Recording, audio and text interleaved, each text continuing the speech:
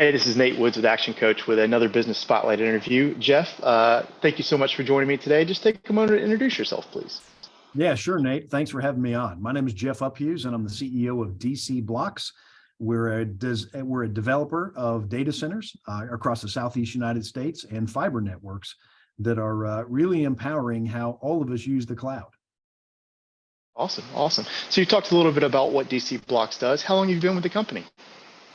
I was really in the company from almost the beginning.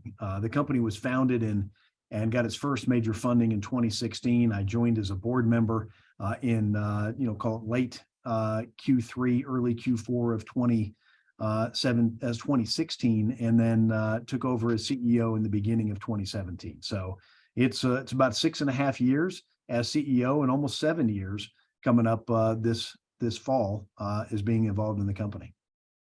Awesome, awesome. So what are your goals you want to take DC BLOX long term?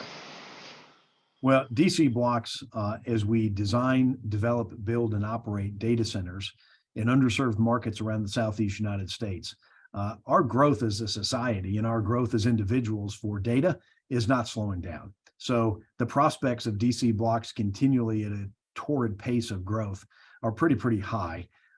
When you think of where do we want to go, we have a pretty simple approach. We look at the Southeast United States and we look and listen to our customers, and wherever they want us to go, as long as we can make economics work, we're going to continue to keep building and expanding the company. So when we set out in 2017 and said we want to have a dozen data centers on the ground over the course of the next 5 to 7 years, and we feel like we can be a dominating force of really powering everything from banks to universities to hospital systems to large hyperscalers and drive that connectivity. We knew we had a good plan. Could we get there?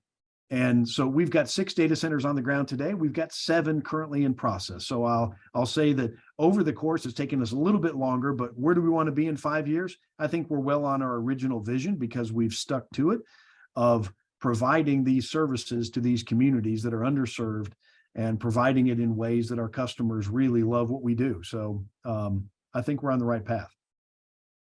That's awesome. That's awesome. So ultimately, the end user is your customer, someone that's sitting at home operating on the cloud in some form or fashion. But who exactly are you targeting as you continue to grow the business? Is that the end consumer, or is there an interim that you really deal with?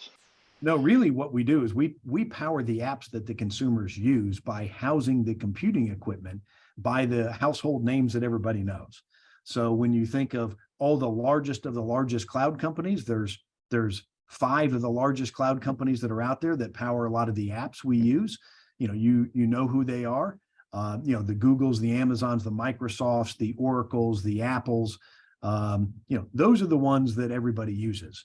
The Facebooks and others. So, I'm not going to disclose who our customers are in those realms, but you can assume that, we deal with some of the top 5 or top 6 largest cloud companies in the world. On top of that, it's many general applications that you use every day. So if you're using a regional bank, you may find that is, that their computing equipment is housed in our facility. You would never know that. You just know that you're accessing the application. Large universities use us for research computing. Large hospital systems and their electronic medical record systems that are driving when you're in the hospital and the doctor pulls up all the information. Well, that's going back to a data center. It may just be living in one of our data centers. Or if you're using general communications that says, my underlying cable company is Comcast, or my underlying cable company is Spectrum or Charter, or my underlying cable company is EPB out of Chattanooga, or my cable company is WOW, or maybe I'm using AT&T Uverse.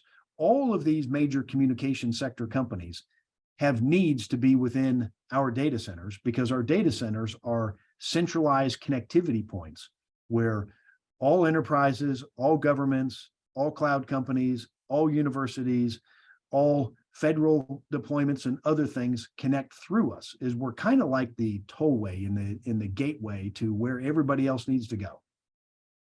I like that analogy. That's really cool. You may not know you use us, but certainly of us powering the internet and powering the cloud, you're likely to pass through one of our facilities. Right, right. So obviously you've gone through a large scale up here in the past 7 or 8 years. What are some mistakes you've made along the way, or a lesson that you've learned that any other business owner could learn from, regardless of their industry? Well, I would say number one, stay true to your vision. You know, the things about our markets. You know, when you look at our markets, uh, it's it's not falling in love with any specific type of customer, but falling in love with the markets for which you do business. So if you're a business, you know, we said, hey, we love Birmingham, Alabama, because it's got, you know, this customer, this customer, this customer, this customer. Well, some of those customers we originally thought weren't really the customers that we ended up achieving and capturing, but we achieved other customers that were in different segments that made it even better.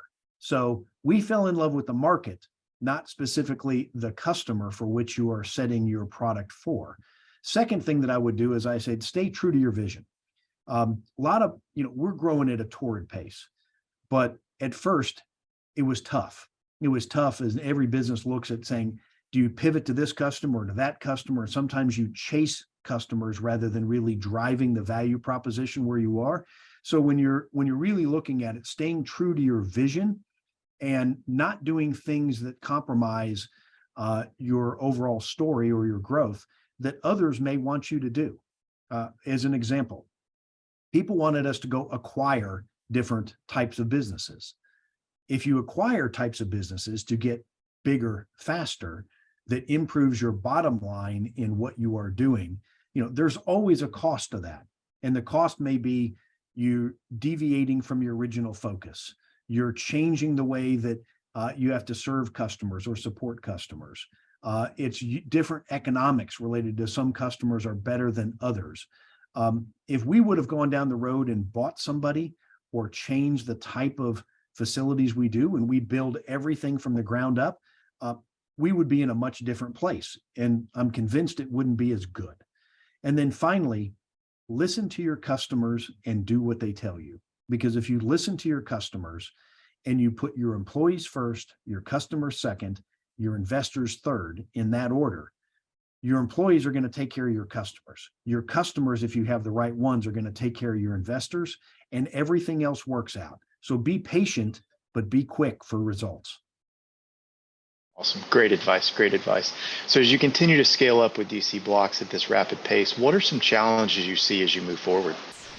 Well, our business is really, really capital intensive. So in a capital intensive business, you always worry about interest rates. You know, the interest rate environment for us, you know, when interest rates hovered and the prime rate was around 0 for so long, and then the prime rate is up in the, you know, 5+%, you know, that is a big shift. At the same time, what we worry about is supply chain constraints. You know, you never knew how bad the supply chains were going to be. And, you know, now for some of our parts, we have to wait upwards of 100 weeks before we can get any materials in. And it's not that you can't get the entire material together. I'll give you an example. So if we would buy a generator may be a quote of, it's going to take us 100 weeks. You can get the generator, but you may not be able to get a certain element of the belly tank for the fuel. That's what you're waiting on, or you're waiting on one component that makes up and makes the entire thing work. The point of playing this game that we currently have of how do you handle the supply chain and how do you build things? It's a daily game of whack-a-mole. You just don't know where the next one's going to come up, and you have to be able to have diversity within your suppliers and diversity with how you're treating vendors, and doing so in a way that people want to do business with you. Because even with supply chain constraints, you're still going to be finding the, you know, the old adage of, if you treat your vendors and your customers and your employees really, really well, they will find ways to move mountains for you. And that's what we've been able to do. So unlike some of our other competitors, you know, DC BLOX has managed to overcome almost every obstacle that we've had from a supply chain constraints. And when it doesn't work in the time, it may get fixed in the budget where you still stay budget neutral, but you maybe lengthen the timeout. And it's all in how you treat people and how you treat your customers, your vendors, your employees. And how do you navigate problems? So, I mean, for me, that, the two challenges are, to answer your question, the interest rate environment makes it more difficult, and the supply chain constraints continue to make a challenging environment for many people, including us, but we've been able to navigate pretty well. Absolutely. So you touched on a couple of great lessons earlier that you've learned along the way. If you had to boil that down to one singular piece of advice you would give a young person starting their first business in today's world, what would that be? Wow, I was having this conversation with my daughter, who's a budding entrepreneur and doing some things, or one of my daughters, and the way that I answered it is, follow your passion. Do so with determination and grit. Never give up, but also understand how you're treating people along the way, and you'll find the right path. Every business can be successful. There's ones that I've been involved that have been snake bit, but there's other ones of really listening and watching and never giving up. You have to find the way to find where your market is, and doing the right research around it, in listening to your customers, in listening to people who even think who are your customers and who are not your customers. You'll find the right path. Absolutely. Absolutely. So if people want to connect with you, Jeff, or learn more about DC BLOX, what's the best way they can do that? You can find us at dcblocks.com. You can follow me at Uphues on Twitter, or you can find us on any of the other social media channels, from Facebook or Twitter, or just the web, and finding us at dcblocks.com. Perfect. I'll link all that in the description so people can easily find it. And before we sign off today, my last question for you is, what most inspires you as you continue to push forward in the business today? Well, solving problems.